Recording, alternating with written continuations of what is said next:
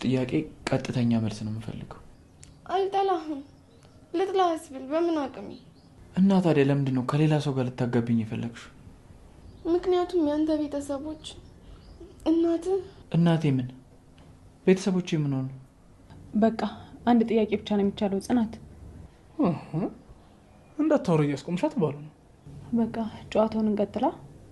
በቃ ይወላችሁ ግራቀኝ አይተናል፣ መልሱን መልሰናል። ስለዚህ መዝገቡ ይዘጋና ወደ ቀጣይ ጥያቄ እንሻል። እንዴ ሰላም ለዚህ ቤት ይሁን።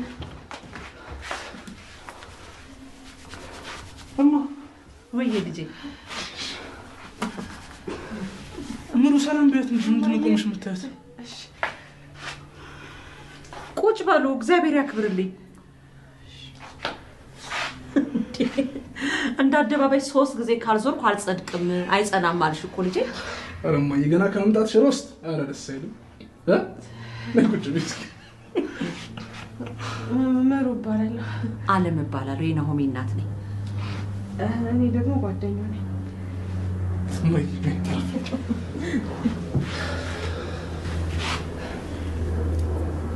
የኔ ልጅ ትቆያለሽ?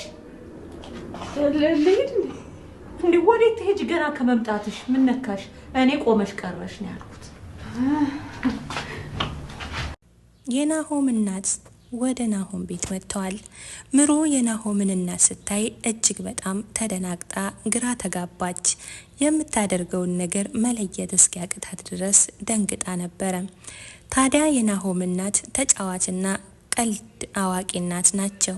ልክ እንደ ናሆም። ሰላም ሰላም፣ የተወደዳችሁና የተከበራችሁ ውድ የቻናሌ ቤተሰቦች እንደምን አላችሁ? በያላችሁበት እግዚአብሔር ሰላምታ ይብዛላችሁ። ለዚህ ቻናል አዲስ ከሆናችሁ ሰብስክራይብ በማድረግ ቤተሰብ አድርጉኝ።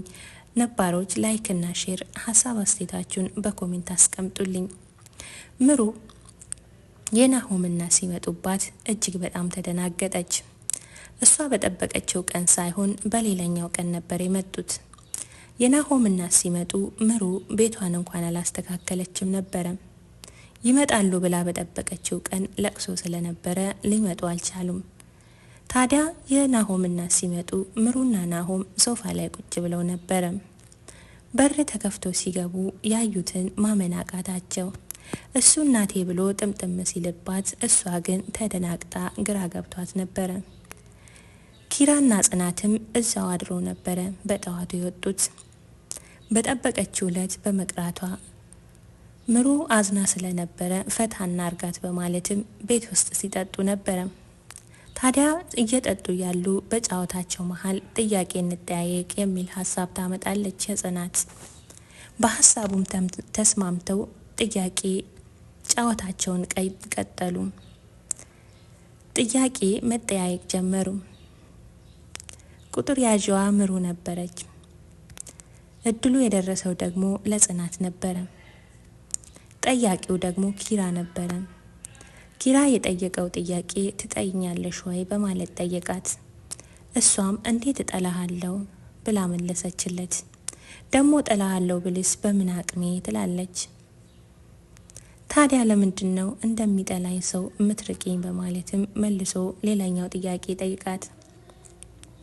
እሷም ሞቅ ብሏት ስለነበረ ያለውን ሚስጥር ለመዘርገፍ 1-2 ስትል እኔኮ ቤተሰቦች እኔኮ እናት እያለች ለመቀጠል ስትል ምሩ ግን ሀሳቡን አቋረጠቻት። በቃ ይበቃል፣ ጥያቄው ከአንድ በላይ አይቻልም፣ ይበቃል አቁሙ በማለትም አስቆመች። ናሆምም ተያት እንጂ ታውራ ልታስቆሚያት ባልሆነ በማለትም በመሀል ቢገባም ነገር ግን ምሩ አስቆማታለች። ታዲያ ጽናት ምሩ ባታስቆማት ያለውን ነገር ሁሉ ለኪራ ተነግረው ነበረ። ለሱ እናት ብላ እንዲሁም ደግሞ አባቱ አስገድዷት እንደሆነ ሁሉንም ነገር ልትናገር ነበረ። አሁን ላይ ናሆምም ጽናት ወዳ እንዳልሆነ የሆነ ነገር ጠርጥሬ ያለው ግን ደግሞ ምንም ማወቅ አልቻልኩም በማለትም ለኪራ ይነግራል። ኪራም ቆይ ለምን አስፈለገ ይሄ ሁሉ መደባበቅ ምንድን ነው በማለትም ከናሆም ጋር ያወራሉ። ናሆምም እንግዲህ ሲተኙ ምሩን ቢጠይቃትም ምሩ ምንም አይነት ነገር ይፋ ማድረግ አልቻለችም። ታዲያ የናሆም እናት በጣም ደስ የሚሉና ምሩንም እጅግ በጣም ወደዋታል። የልጅ ሚስት በጣም ደስ ይላል፣ ታዲያ መቼ ነው የልጅ ልጅ የምታሳዩኝ በማለትም እንደውም ከመውደድም አልፎ ልጅ እየጠበቁ ይገኛሉ። እኔ እኮ ገና አንድ ፍሬ ልጅ ነኝ በማለትም እንግዲህ ናሆም ይቀልድባቸዋል። አንተ ስለ ልጅ ሲነሳ ነው ልጅነትህ ትዝ የሚልህ በማለትም እሳቸውም ይቀልዱበታል። ምሩ ታዲያ ጸልያ ነበረ። አምላኬ ሆይ በናሆም እናት አይን ውስጥ ሙሉ አድርገኝ ትላለች። ልክ እንዳለችውም ተሳካላት። እጅግ በጣም ተወዳለች። የናሆም እናት እንግዲህ ምንም እንዳትፈሪኝ ተጨናንቀሽ ሞት ሽኩ ይላቷል። በምን ብላ ስጠይቅም አንዴ አንቺ አንዴ አንቱ በማለት ጉልበትሽን ጨረሽ፣ ምንም ችግር የለውም እኔን እንደ እናትሽ እይኝ በማለትም ነገሩን አቀለሉላት። እሷም ደስ ብሏት እሺ ማሚ በማለትም ማሚ እያለች ቀጥላለች። ታዲያ ጽናትና ኪራ እየተጨቃጨቁ ወደ ቤት ተመልሰዋል። ጽናት ቆይታ ከቤት ወጥታ ወደ ጓደኛዋ ቤት ሄዳ ነበረ። ኪራ ሲመጣ ቤቱ ባዶ ነው። ወዴት ሄዳ ነው ደግሞ ብሎ ደውሎ ሲጠይቅም ጓደኛዬ ጋ ነኝ ትላለች። በዚህ መሀል እያወራ ነበረ። ፍቅረኛሽ ልሁን ስልሽ እምቢ ብለሻል፣ አለቃሽ ልሁንም ስልሽ እምቢ እያልሽ ነው፣ ግን አንቺ ልጅ ምን ይሻልሻል በማለት ብቻውን ሲያወራ፣ ናሆም ግን ከውጪ ቆሞ ሲያዳምጥ ነበረ። ስታወራ የነበረውን ነገር የእያንዳንዱን ነገር ሰምቻለሁ። አሁን ምንም ሳትዋሸኝ ምን ነበረ ስታወራ የነበረው ብሎ ጠየቀው። እያወሩ ያሉ ጽናትን መጣች። ይኸው መጣችልህ በማለትም እሷም ሰምታ ነበረ ይላል። ምንድነው የሰማሁት በማለትም ጠይቃለች። ምጣዱ ሰምቶልሻል በማለትም እንግዲህ ናሆም እንደ ቀልድ አድርጎ ይመልስላታል። 5 ደቂቃ ብቻ ነው የሚፈጅብኝ ለማሞቅ ትላለች ጽናትም። ጽናት አሁን ላይ እውነታውን አውጥታ ለመናገር ጫፍ ላይ ደርሳለች። ምክንያቱም ለፍቅሯ እንቅፋት የሆነችው ሀሴት ከቤት ወጥታላታለች።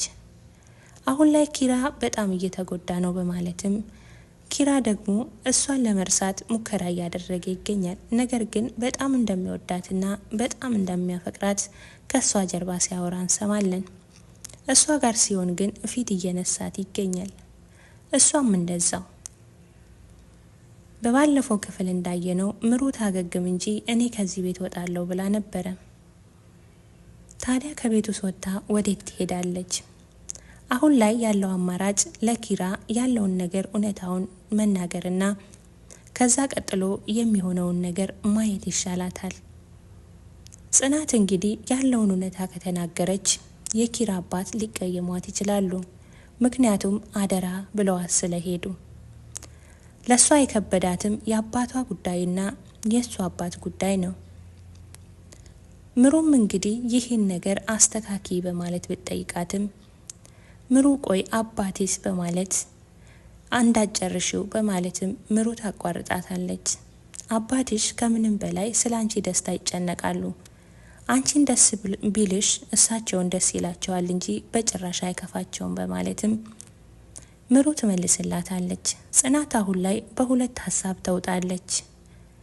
እሺ ልበል ወይስ እምቢ ልበል በሚለው መሀል ናት። ነገር ግን ኪራ ከልቡ ስለሚወዳት እሺ ብትል የሚቀላት ይመስላል። ምሩና ናሆም እንግዲህ በጣም ደስ የሚል የፍቅር ጊዜ እያሳለፉ ነው። እናቱም እጅግ በጣም ምሩን ወዳታለች። ምሩ በቤቱ ተወዳጅ ልጅ ሆናለች። ደግሞ እኮ ሙያዋ ራሱ ይለያል፣ እቃም ድምፁ አይሰማም በማለትም እንግዲህ የናሆም እናት አድናቆታቸውን ቀጥለዋል።